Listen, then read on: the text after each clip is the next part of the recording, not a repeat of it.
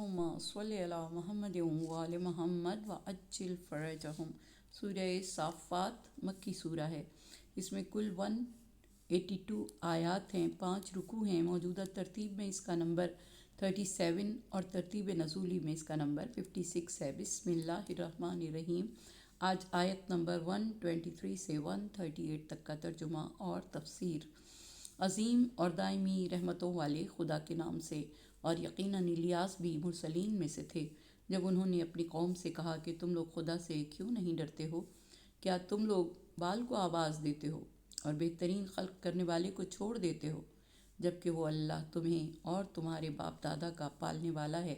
پھر ان لوگوں نے رسول کی تکذیب کی تو سب کے سب جہنم میں گرفتار کیے جائیں گے، علاوہ اللہ کے مخلص بندوں کے، اور ہم نے ان کا تذکرہ بھی بعد کی نسلوں میں باقی رکھ دیا۔ سلام ہو آل یاسین پر۔ ہم اسی طرح حسن عمل والوں کو جزا دیا کرتے ہیں۔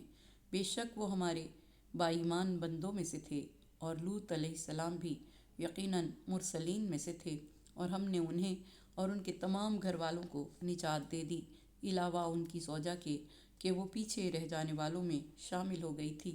پھر ہم نے سب کو تباہ و برباد بھی کر دیا۔ تم ان کی طرف سے برابر صبح کو گزرتے رہتے ہو اور رات کے وقت بھی، تو کیا تمہیں عقل نہیں آ رہی؟ تفسیر۔ یہودی اور عیسائی اہل کتاب تھے، اور ان کی کتابوں میں انبیاء کا ذکر موجود تھا۔ عرب کی سرزمین پر خدا نے بہت سے انبیاء مبعوث فرمائے، جنہوں نے خدا کے احکام پہنچانے میں شدید مصیبتوں کا سامنا کیا۔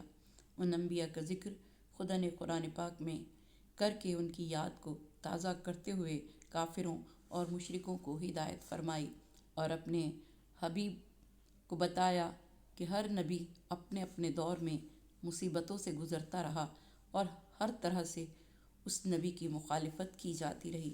حضرت یوشع بن نون نے حضرت موسیٰ علیہ السلام کے بعد بنی اسرائیل کو شام کے شہروں میں آباد کیا، اور شام کو ان میں تقسیم فرما دیا۔ ان میں ایک گروہ کو بالبک میں جگہ دی، اور اس سرزمین پر حضرت الیاس علیہ السلام کو مبعوث فرمایا۔ اسی کو خدا نے ارشاد فرمایا کہ یقیناً الیاس پیغمبروں میں سے تھے۔ جب انہوں نے اپنی قوم سے کہا کہ کیا تم لوگ عذاب خدا سے نہیں ڈرتے؟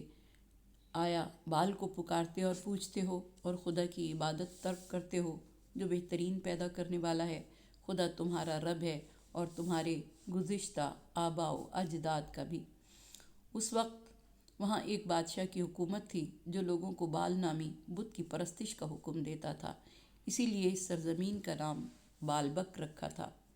ان لوگوں نے الیاس علیہ السلام کی تکذیب کی اور ان کے احکام کو باور نہ کیا۔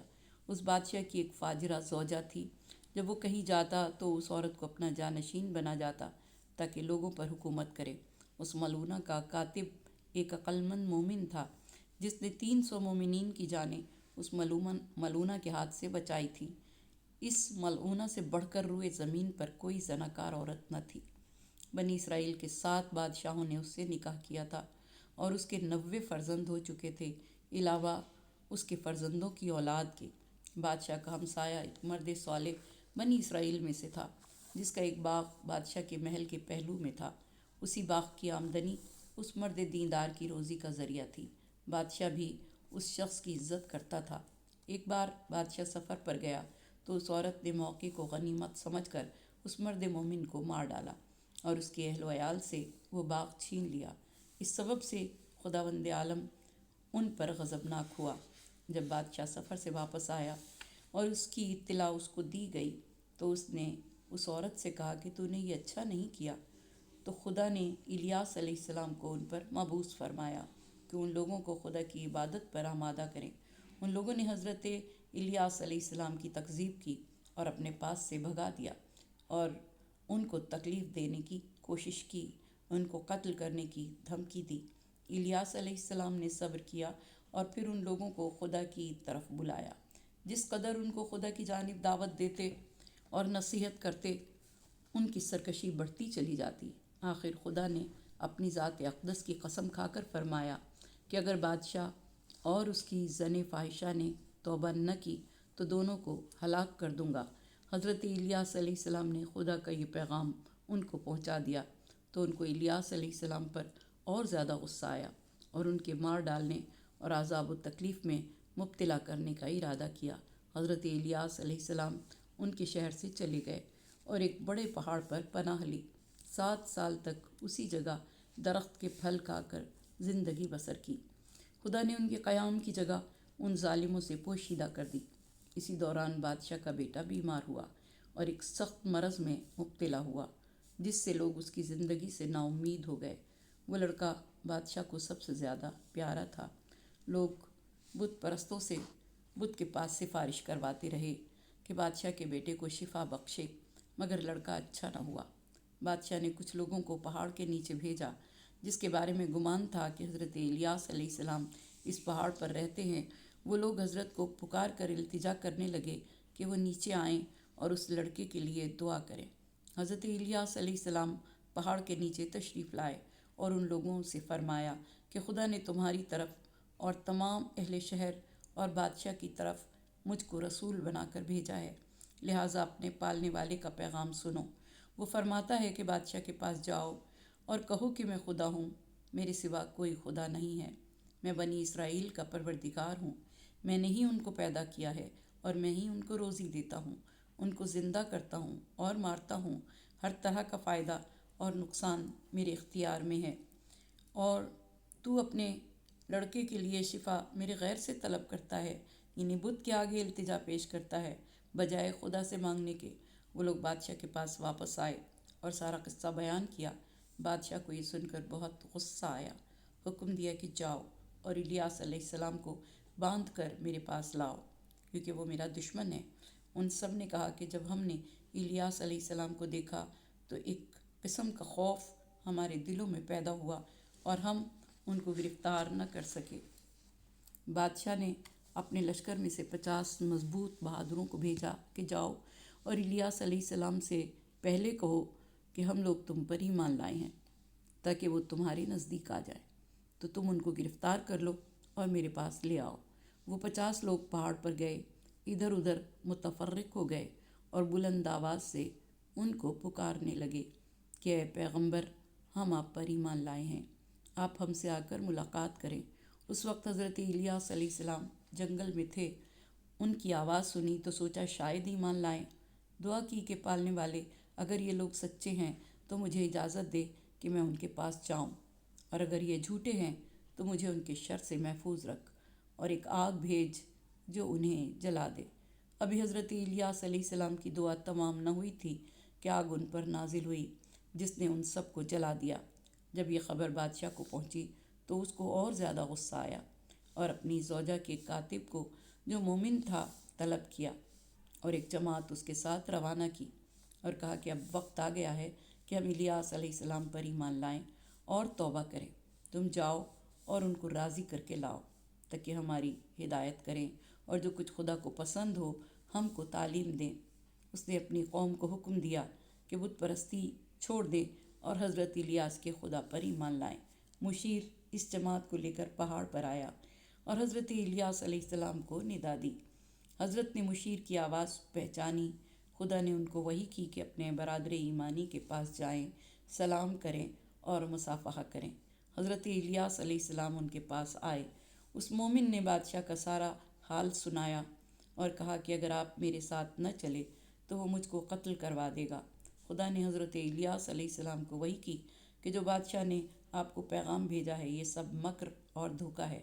وہ چاہتا ہے کہ آپ پر قابو پائے اور قتل کر دے۔ اس مومن سے کہہ دو کہ بادشاہ سے خوف نہ کرے، میں اس کے بیٹے کو موت بھیجتا ہوں، بادشاہ اس کے غم میں مبتلا ہو جائے گا اور مومن کو سزا نہ دے سکے گا۔